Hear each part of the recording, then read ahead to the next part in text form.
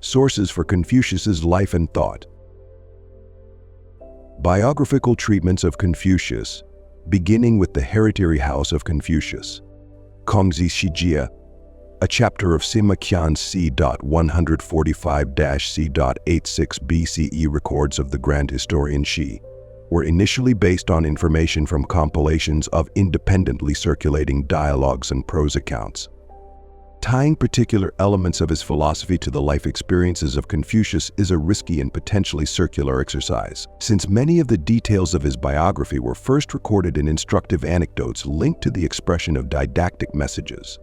Nevertheless, since Sima Qian's time, the biography of Confucius has been intimately linked with the interpretation of his philosophy, and so this section begins with a brief treatment of traditional tropes about his family background, official career, and teaching of 72 disciples, before turning to the dialogue and prose accounts upon which early biographers like Sima Qian drew. Confucius was born in the domain of Zhou, in modern Shandong province, south of the larger kingdom of Lu. A date of 551 BCE is given for his birth in the Gongyang commentary Gongyang Zhuan to the classic spring and autumn annals Chunqiu, which places him in the period when the influence of the Zhou polity was declining, and regional domains were becoming independent states. His father, who came from Lu, was descended from a noble clan that included, in Sima Qian's telling, several people known for their modesty and ritual mastery. His father died when Confucius was a small child, leaving the family poor but with some social status, and as a young man Confucius became known for expertise in the classical ritual and ceremonial forms of the Zhou. In adulthood, Confucius traveled to Lu and began a career as an official in the employ of aristocratic families. Different sources identify Confucius as having held a large number of different offices in Lu.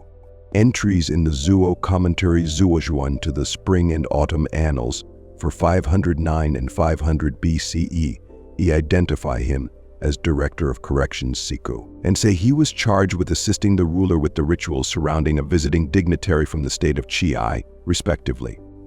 The Mencius Menxi, a text centered on a figure generally regarded as the most important early developer of the thought of Confucius, Mencius Trad. 372289 BCE, says Confucius was foodstuffs scribe Walian scribe in the field Chenchen, involved with managing the accounting at the granary and keeping the books on the pasturing of different animals.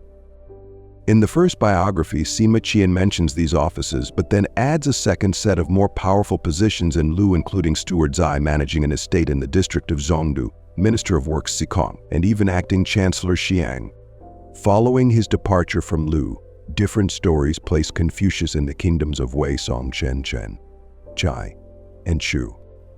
Sima Qian crafted these stories into a serial narrative of rulers, failing to appreciate the moral worth of Confucius, whose high standards forced him to continue to travel in search of an incorrupt ruler.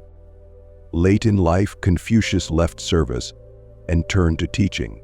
In Sima Qian's time, the sheer number of independently circulating texts centering on dialogues that Confucius had with his disciples led the biographer to include a separate chapter on the arranged traditions of the disciples of Confucius, Zhong Ni Dizi Liezhuan. His account identifies 77 direct disciples, whom Sima Qian says Confucius trained in ritual practice, and the classic of odes Shijing, classic of documents Shujing, also called documents of the predecessors or Shangshu, records of ritual Liji and classic of music Yujing. Altogether, some 3,000 students received some form of this training regimen. Sima Qian's editorial practice in systematizing dialogues was inclusive, and the fact that he was able to collect so much information some 3 centuries after the death of Confucius testifies to the latter's importance in the Han period. Looked at in a different way, the prodigious numbers of direct disciples and students of Confucius and the inconsistent accounts of the offices in which he served may also be due to a proliferation of texts associating the increasingly authoritative figure of Confucius with divergent regional or interpretive traditions during those intervening centuries. The many sources of quotations and dialogues of Confucius, both transmitted and recently excavated, provide a wealth of materials about the philosophy of Confucius, but an incomplete sense of which materials are authoritative. The last millennium has seen the development of a conventional view that materials preserved in the 20 chapters of the transmitted Analects most accurately represent Confucius' original teachings. This derives in part from a 2nd century CE account by Ban Gu 39-92 CE of the composition of the Analects that describes the work as having been compiled by 1st and 2nd generation disciples of Confucius and then transmitted privately for centuries, making it arguably the oldest stratum of extant Confucius sources. In the centuries since, some scholars have come up with variations on this basic account, such as Liu Boanan's 1791-1855 view and corrected meanings of the Analects Lun Yu Zhengyi, that each chapter was written by a different disciple. Recently, several centuries of doubts about internal inconsistencies in the text and a lack of references to the title in early sources were marshaled by classicist Zhu Weisheng in an influential 1986 article which argued that the lack of attributed quotations from the Analects and of explicit references to it prior to the 2nd century BCE meant that its traditional status as the oldest stratum of the teachings of Confucius was undeserved. Since then, a number of historians, including Michael J. Hunter, have systematically shown that writers started to demonstrate an acute interest in the Analects only in the late 2nd and 1st centuries BCE, suggesting that other Confucius-related records from those centuries should also be considered as potentially authoritative sources. Some have suggested this critical approach to sources is an attack on the historicity of Confucius, but a more reasonable description is that it is an attack on the authoritativeness of the Analects that broadens and diversifies the sources that may be used to reconstruct the historical Confucius. Expanding the corpus of Confucius quotations and dialogues beyond the Analects, then, requires attention to 3 additional types of sources. First, dialogues preserved in transmitted sources like the records of ritual, the Elder Dai's records of ritual De Dai Li Ji, and Han collections like the family discussions of Confucius Kongzi Jiu contain a large number of diverse teachings. Second, quotations attached to the interpretation of passages in the classics preserved in works like the Zuo commentary to the Spring and Autumn Annals, or Han's intertextual commentary on the Odes Han Shi Waizhuan are particularly rich sources for readings of history and poetry. Finally, a number of recently archaeologically recovered texts from the Han period and before have also expanded the corpus. Newly discovered sources include 3 recently excavated versions of texts with parallel to the transmitted Analects.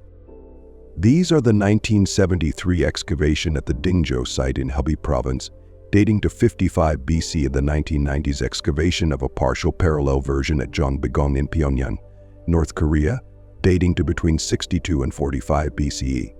And most recently, the 2011 to 2015 excavation of the tomb of the Marquis of Haihun in Jiangxi Province, dating to 59 BCE.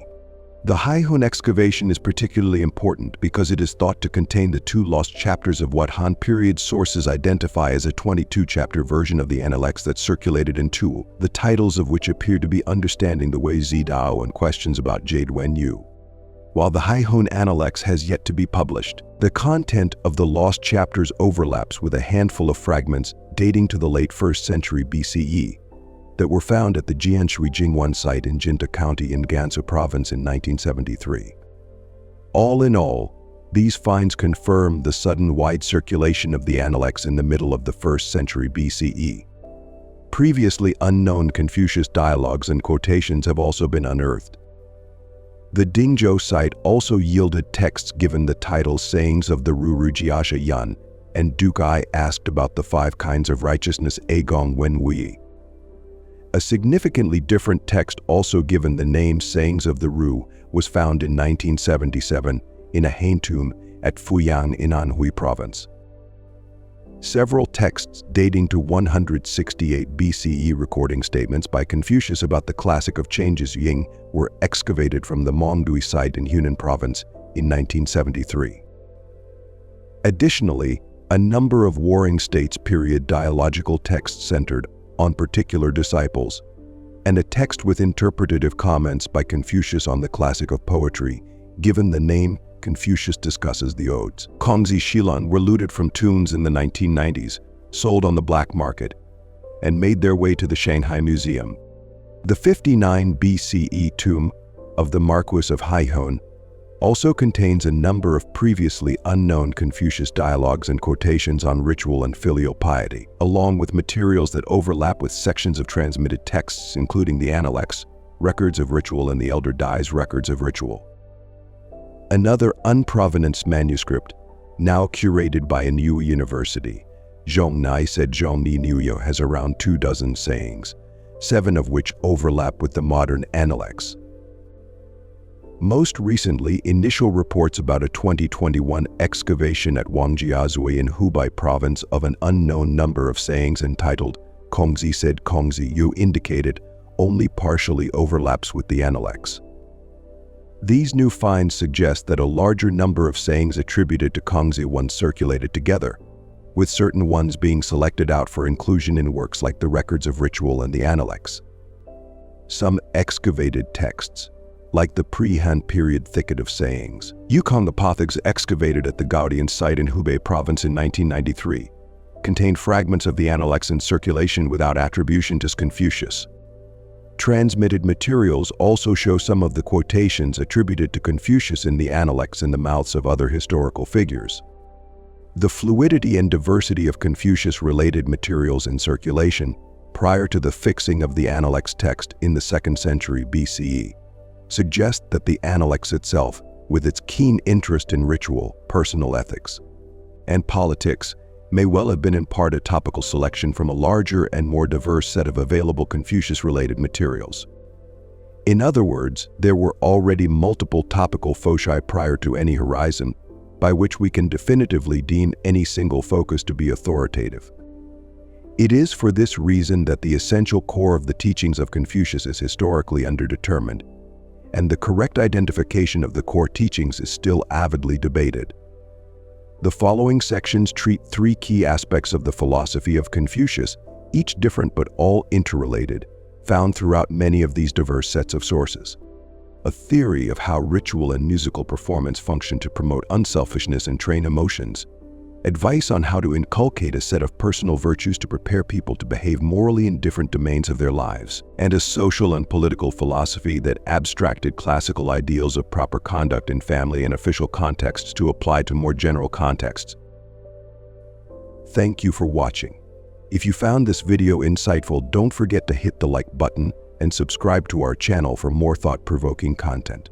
We love hearing from you, so drop a comment below with your thoughts or any questions you have.